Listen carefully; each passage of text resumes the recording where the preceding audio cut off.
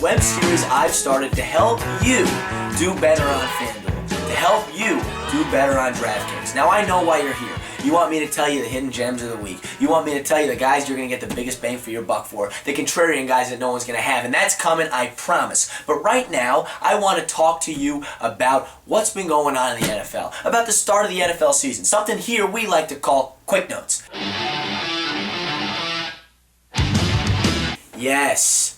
The NFL season started Thursday. We know this. We know that Pittsburgh played New England, and we know that New England won. That's not news, but there was news from that game. The first of which being that the biggest play of the game came on the last play of the game. This play, the Antonio Brown touchdown catch. Why was it so big? Well, Vegas had set New England at -7, and with that touchdown catch, everybody pushed. Yeah, an estimated $4 to $8 million changed hands in Vegas through that catch. An estimated $100 million changed hands with that catch. Now, I'm all for illegal gambling across the United States, but goddamn, I won't stand for money changing hands. Not today and not tomorrow. And now, if you bet on New England, I bet you felt something like this. Another massive story from the New England game was Rob Gronkowski, who had 5 catches for 94 yards and 3 touchdowns. Now, if he's your fantasy tight end, I bet you feel something like this. I was running through the 6 with my whip. You know how that shit go. A final story from that game, and possibly the biggest story from that game, was that New England somehow was able to filter in their broadcast radio station into the Pittsburgh coaches' headsets. Here's what Mike Tomlin had to say. We were listening to the Patriots radio broadcast for the majority of the first half on our headsets. The coach to coach or the coach to quarterback? Coach to coach. Coach to coach. They're cheating again! I mean, they're doing it again! I can't fathom this. We just spent a whole summer talking about how they were cheating. Now they're doing it again. I can't count how many times they're doing it, so I gotta bring somebody in to help me. Count. Will you do me a favor? How many times has New England been caught or allegedly caught cheating this year? Oh, greetings. It is I, the Count, and it's time to answer that fascinating question. 2. 2 times. We haven't even finished week 1, and New England has been allegedly caught twice cheating. Are you kidding me? I can't wrap my head around it. Which brings us to our main story, Deflategate. Everyone's talking about it. We gotta talk about it. We're a football news station. We gotta talk about it. But I don't want to talk about it the way everyone else is talking about it. I'm pissed off at Deflategate. I'm angry at it. I said it. It's on the table. Why? Because since January 18th, when Deflategate was announced, 27 NFL players have been arrested. And I mean arrested for real crimes. Not because the PSI in the football was a little too low. I mean, we're talking battery. We're talking assault with a deadly weapon. We're talking rape. I mean, this is some cuckoo for Cocoa Puff stuff. Yet no one wants to look at it. Not one person. I mean, 27 arrests? That sounds like a movie title. Not even the players in the NFL want to focus on the issue. Brandon Marshall, thank you for him, he gave us our bonehead quote of the week. That is blasphemy. How dare you say such a thing? Brandon Marshall this week said, the race card. There are a lot of players out there that believe white players, specifically at the quarterback position, are treated differently. Brandon Marshall, the race card? That's blasphemous. Brandon, I want to thank you for this because you've led us to our pilot episode, week 1, rant of the week. Shut up! You stupid, don't tell me to shut up. Come here, Brandon Marshall. I want to talk to you for a second. It's come to my attention that you think Tom Brady was proven innocent because of the race card. That couldn't be farther from the truth. You want to know why Tom Brady was proven innocent? Because he's a goddamn patriot, Brandon Marshall. And in this league, patriots never get in trouble. You want some facts? How about we turn to the history books? How about in 1775 when Paul Revere, I hope you know who Paul Revere is, the guy that hung the lanterns in the Old North Church to tell the colonies that the Redcoats were coming? Yeah, Paul Revere. 4 days after that, he was caught in a whorehouse by his wife and 3 daughters. with 4 hookers draped all over him. You know what his wife said to him? She said, "Paul, you're not in trouble. Way I see it, you're innocent. You want to know why? 'Cause you're a goddamn patriot, and patriots don't get in trouble." How about Mel Gibson in The Goddamn Patriot? At the end of that movie, he's sleeping with his dead wife's sister. Do you think anyone gave a shit? Do you think the kids even fucking noticed? No, Brandon Marshall. You want to know why? 'Cause he's a goddamn patriot, and patriots never get in trouble. So do me a favor, Brandon Marshall. Next time you have a run-in with Roger Goodell, how about you ask for a trade to the Patriots and then have your hearing? 'Cause in this league, patriots never get in trouble. Now, with that having been said, I'd like to take a moment to hear from our sponsors. Hi, and welcome back. I apologize for the short break, but you have to thank the sponsors. The sponsors are the ones that keep the lights on and the cameras rolling. Anyway, I digress. We're here for a reason. Why are we here? We're here to talk FanDuel. We're here to talk DraftKings. We're here so I can advise you how to make a little bit of money on Sunday, supposedly the day of rest. But let's talk quarterbacks. Let's dive into it, right? Hitting your screen now are the top-tier, high-priced quarterbacks. The guys I don't need to tell you about. The guys that are high-priced for a reason. So let's move on. I'm here to tell you about the guys that you'll get the best bang for your buck. Now I want to open with Carson Palmer. Yeah, I said it. Wicker knees Carson Palmer. Why? Because it's week 1 and he's healthy. And I like him. Because when Carson Palmer's healthy, in the 5 games he finished last year, he averaged 277 yards for the year and 2.6 touchdowns. Right? He's also playing the Saints defense. This is a Saints defense that's missing their starting cornerback and their starting free safety. This is the same Saints defense in 2014 that was 5th in points allowed and 8th in passing yards allowed. That to me adds up for a pretty good day for Carson Palmer. The next guy I like who's great value on my list is Blake Bortles. Don't change the channel just yet. I got a lot to tell you about him.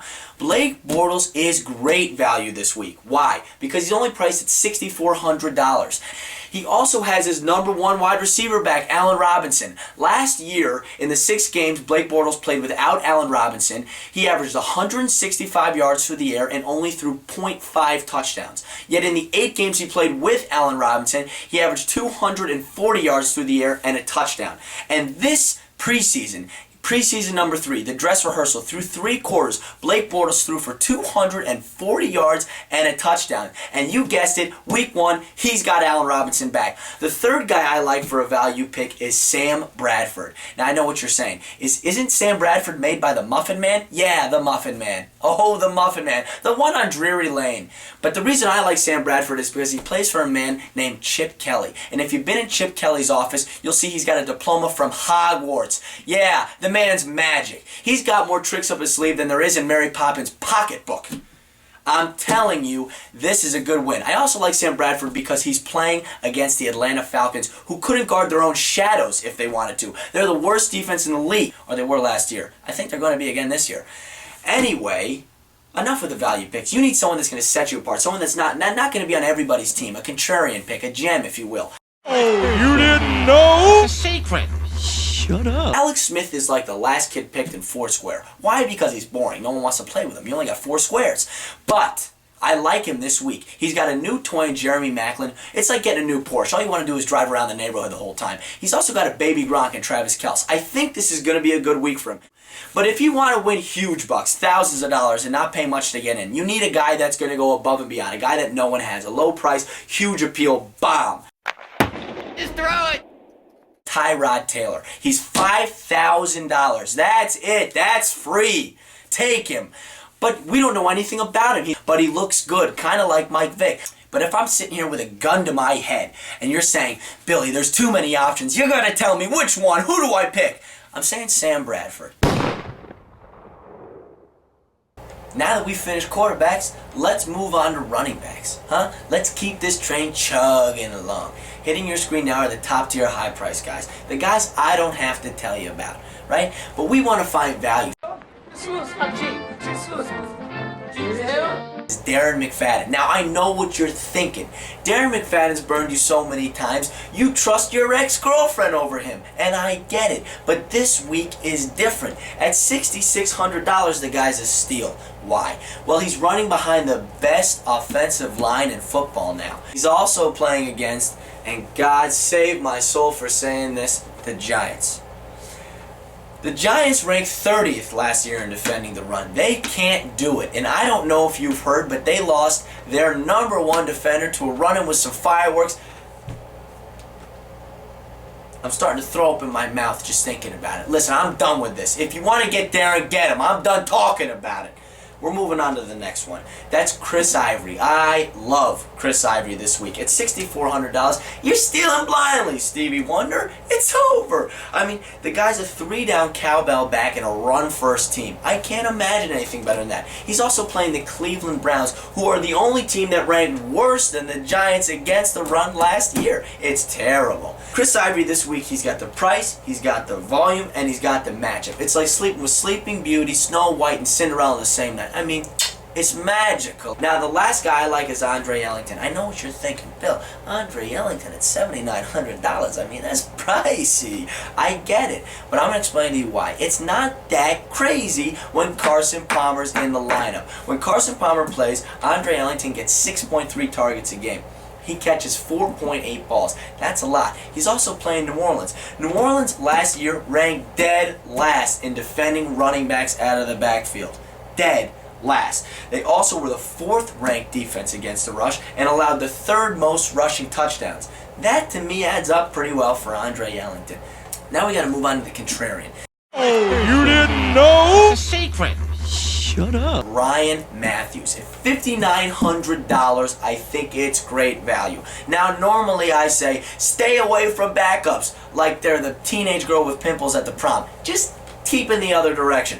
But this week is different. This whole year is different. Ryan Matthews is playing with the Eagles, and they run about 17,000 plays a game. So I think he's going to get his. We're all sitting at Chip Kelly's table, and there is plenty of food to go around. Now, after the contrarian, we've talked about it. We need the dart throw. Just throw it. And this week I got Duke Johnson. Why do I like Duke Johnson? Well, I know he's a backup. Bill, stop giving me backups. Just hear me out for a second. I think Isaiah Cromwell's going to fail. They're playing the Jets. The Jets have one of the best rush defenses in the league. So now all of a sudden, Isaiah Cromwell goes out. What can they do? They can't pass. They got 2 good cornerbacks in the Jets. So they got to do checkdowns. They got to do screens. They got to use the scat back. That's Duke Johnson. If that hits, that's your dart throw. But if there's a gun to my head, a gun in my mouth, you're telling me, Bill, I need a guy I gotta play. I'm telling you, it's Chris Ivory. Okay, let's move on to wide receivers. Again, hitting your screen now are the top-tiered, high-priced guys, the guys I don't have to tell you anything about. So let's move on to the value picks. Jordan Matthews. Why? At $6,800, I love the low price they put on him. He's a #1 wide receiver in a high-scoring offense, and he's playing in a wet dream of a matchup. He's playing the Atlanta Falcons that couldn't guard Jigglypuff. Another guy I absolutely adore this week is Jarvis Landry. Why?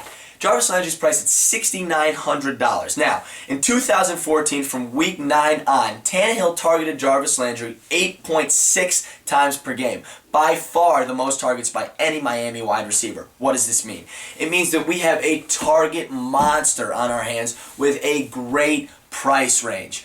I think he's going to be a beast. The final guy I like is Allen Robinson of the Jacksonville Jaguars. At $6,100, I think they've wildly underpriced him. I'm going to start you out with the number 9. That's the number of targets Allen Robinson averaged in the 8 games he played with Blake Bortles last year. Never once having less than 7 receptions. Through the 3 preseason games this year, Allen Robinson received 16 of the 60 throws Blake Bortles threw. That means he got 26.4% of the passes Blake Bortles threw. Put your calculators away. I did the math for you. Also, with Julius Thomas out this week, I think Allen Robinson is going to get a lot of the red zone looks, which should be good. Means touchdowns. Now let's move on to contrarian of the day. Oh, you didn't know? It's a secret.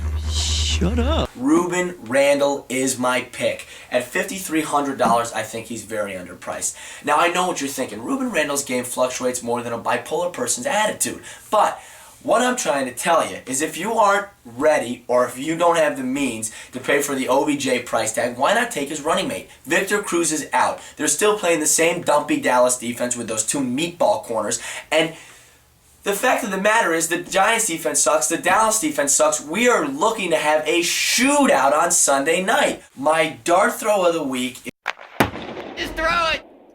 Stevie Johnson. Now I know what you're thinking. Stevie Johnson, is he still in this league, Bill? He is still in this league, and he's still got a lot of talent. You have to remember that the man in Buffalo had 3 1,000 receiving yard seasons. Now he's playing with his best quarterback ever, Phillip Rivers. And he has been reaping the benefits of it. In the 3rd preseason game, the all-world dress rehearsal, he out-targeted Keenan Allen 6-4 targets. But my play of the day, the gun to my head, the Bill, I gotta have somebody, it's about to start. Julio Jones. Let's move on to tight ends. As always, on your screen are the top tier guys, the guys I don't have to tell you anything about.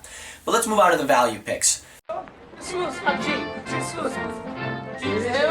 The first on my list is Larry Donnell. At $5,300, I love Larry Donnell this week. Why? Because he's playing the Dallas Cowboys, and the Dallas Cowboys ranked dead last in defending the tight end last year. Also, in the 2 games Larry Donnell played against Dallas, he averaged 5.5 targets for 4.5 receptions and 57 yards. The next guy I like is Richard Rodgers at $4,900. Now, I understand the Packers haven't utilized the tight end in this offense since Bubba Franks. And don't try to sell me that Jermichael Finley bullshit, because I'm not going to buy it. But I have to believe when they're playing the Chicago Bears, who rank 2nd to last in defending the tight end, and they don't have Jordy Nelson, who got 9.4 targets a game last year, someone has to absorb those looks other than Devontae Adams. Right? My gem of the week. Oh, you didn't know? It's a secret. Shut up. Tyler Eifert at $5,000, and this pick I adore. I couldn't believe the price when I saw it. Now, all we know about Tyler Eifert is 8 snaps, 3 targets, 3 receptions for 37 yards. That's all we saw of him last year as he went down with that gruesome elbow injury. But this year, he looks great. He's healthy. If you've seen him in the preseason, he's a stud. Also, you can tell Andy Dalton, the Red Rocket, loves him by the 31.8% target rate he's been going his way during the preseason. I adore this pick this week. Now for my dart throw. Just throw it.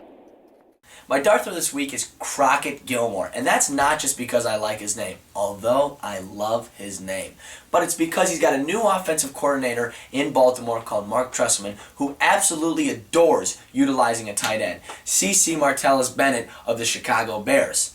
He also plays for Joe Flacco, and when the pocket gets a little tight and Joe Flacco gets happy feet, he looks for one position only, and that's tight end, C.C. Dennis Pitta. He's a dart throw, but for the price he's listed at, I like him. But if there's a gun to my head, if it's saying, Bill, you gotta make the play, I gotta know now, I'm telling you it's Tyler Eifert. Listen, now we're talking defenses. I don't want to waste your time talking defenses, talking shop about defenses. So I'm just going to show you the defenses I like. Someone hit him with a slide. Alright, I like Miami over Washington. I like the Jets over the Browns. I like Kansas City over the Texans, and I like Jacksonville over the Panthers. I don't think I got to explain myself. Just trust me, those defenses are going to be the highest producing. Okay? Now we're on to kickers. You think I'm going to sit here and bullshit with you about kickers? No. Someone hit him with a slide. These are the 2 kickers I like. Brandon McManus and Cody Parkey. High-scoring offenses with low-price kickers. That's what I got to tell you. Guys, that's it. That's the show.